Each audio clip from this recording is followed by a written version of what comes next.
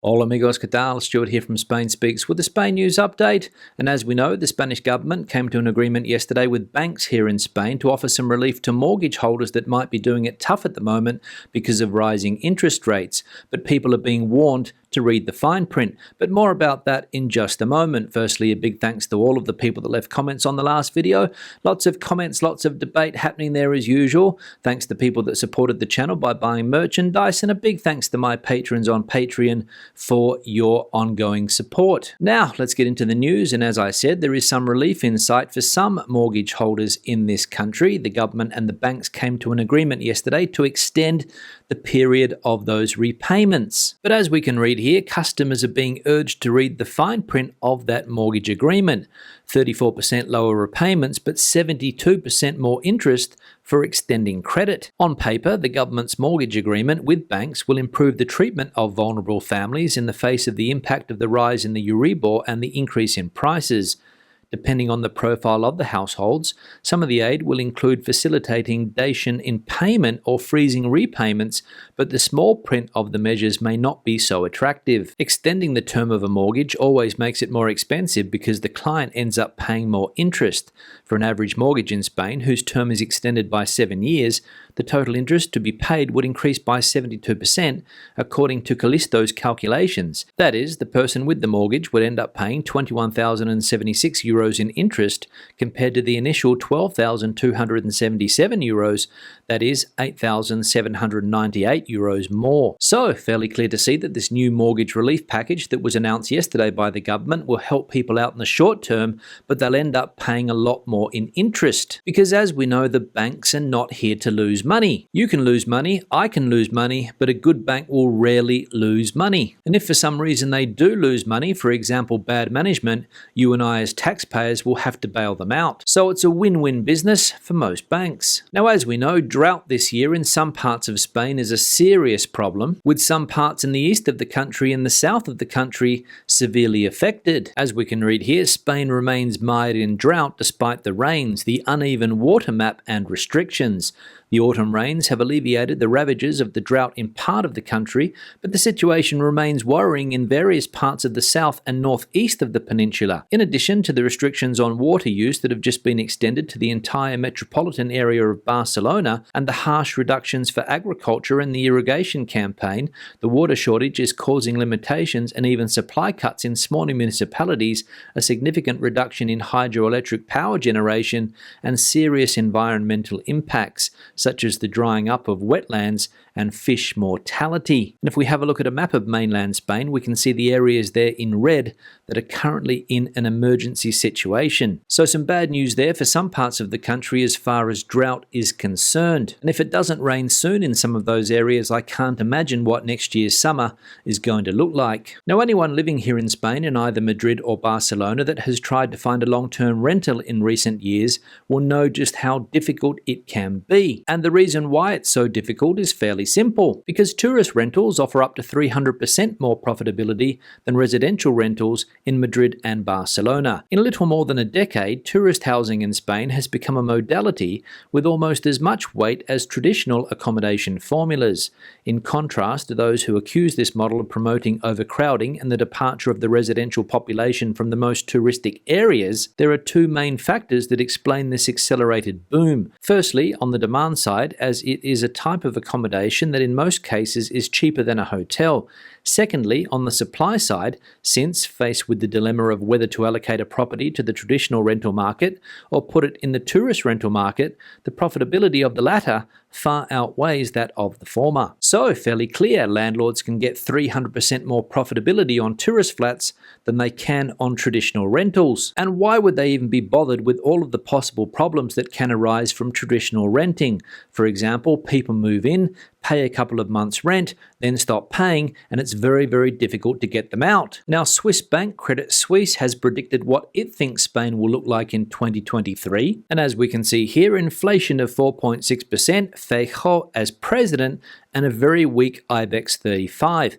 Investment banks are starting to make their forecasts for 2023, and one of the first and most relevant has been that of Credit Suisse. The Swiss bank, which expects recessions in the Eurozone and the United Kingdom next year, has dedicated dedicated a section to Spain. It projects that Spain will end the year with an average inflation rate of 4.6%, hopes that it will be governed by Alberto Núñez Feijóo's PP, and expects the IBEX 35 to be very weak. Spain is on the right track, on the path of post-COVID economic recovery, and one of the fastest growing countries on the old continent. But Credit Suisse qualifies that it is slower than it should be. The level of Spanish real GDP is still about 2% below its pre-pandemic peak, despite stronger than expected growth in the first 3 quarters of 2022, the Swiss bank's analysts put it in context. So, there we go, fairly clear from reading that headline that Credit Suisse are hoping for a change of government here in Spain next year. They want to see an end to the Socialist Podemos coalition and would prefer a PP-led government. Now, there's some more good news for commuters here in Spain in 2023, and it is that long-distance buses will be free of charge until the 31st of December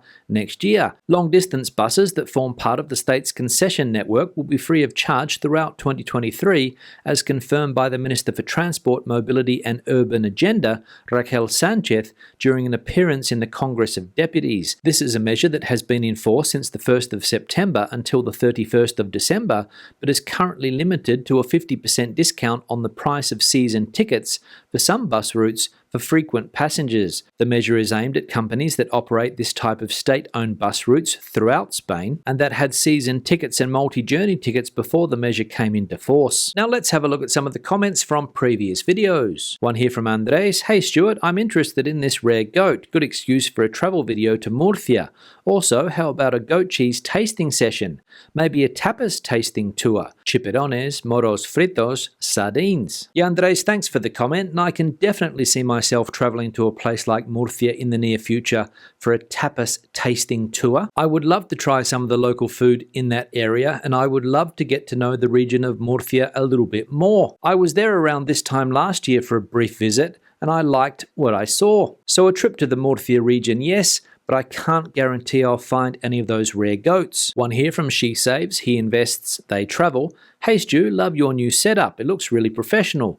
We just bought an electric vehicle and it's super important to have enough public charging points. We are tempted to buy a squatted property. If the deal is good enough and there is a process to evict and a dash of patience, just maybe. Yeah guys, thanks for the comment and good to see that you have adventured into the world of electric cars here in Spain. We've seen some of the problems involved having an EV in this country over the last couple of weeks. For example, a lack of charging points and a lack of ultra-fast charging points. And for some people, apparently, it's a real issue. When it comes to the second thing that you mentioned in your comment there, buying property here in Spain with squatters inside for a discounted price, all I can say is good luck with that, hope it goes well, but there is no way in the world that I would do something similar, because I've got neither time nor the patience to deal with Spanish bureaucracy and people like squatters. But hey, that's just me. One here from Mick, has anyone received the EU grant for fitting solar panel systems, or has the Spanish government pocketed that? Yeah, Mick, thanks for the comment and good question, but to be completely honest, I have absolutely no idea.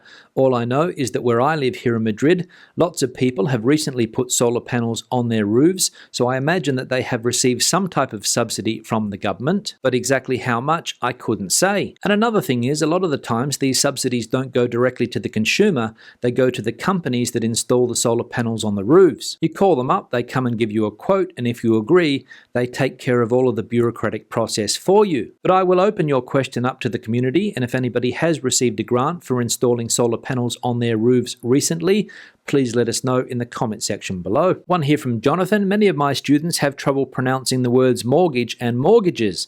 They want to pronounce everything. Yeah, Jonathan, thanks for the comment, and the pronunciation of some English words, for example, the one that you mentioned there, mortgage, is very, very difficult indeed for some Spanish speakers. And the reason? Well, a lot of Spanish speakers have trouble understanding that English is not a phonetic language like their own language. And a word like mortgage with a T in the middle, which is not pronounced, can be very confusing for some. But let's be honest, a lot of English words and the way that they are pronounced makes absolutely no sense. For example, heart, hear, heard. Try explaining how to pronounce those 3 words to a group of people learning English as a second language. Very, very difficult. One here from James. Ageism. I am 63 years old. When I was in my 20s, I was the king of the basketball court in my neighborhood. I went to the court several years ago to play, and a boy about 14 looked at me and said, "What do you want, old man?"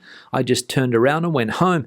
No respect. Yeah, James, thanks for the comment and the age-old problem of young people not respecting older people. And now that I'm getting old, I'm starting to realize that this is a serious problem. I heard my grandparents complain about it back in the day. I heard my parents complain about it back in the day. And now it's my turn. So I imagine this is a problem that always has existed and always will exist, unfortunately. And finally, one here from Rich. When I lived on Lanzarote for 2 years, the locals were amazingly friendly. Just a shame many expats stuck to the expat community and didn't interact with the locals. Yeah, Rich, thanks for the comment. And this is a debate that we have been having on the channel over the last week or so. Somebody the other day said that people in Madrid are not very friendly. And if you want to find friendly people, you need to go to the Canary Islands. And I said that if you live in a place like the Canary Islands, it would be very, very difficult to be unhappy. A laid-back lifestyle, fantastic weather.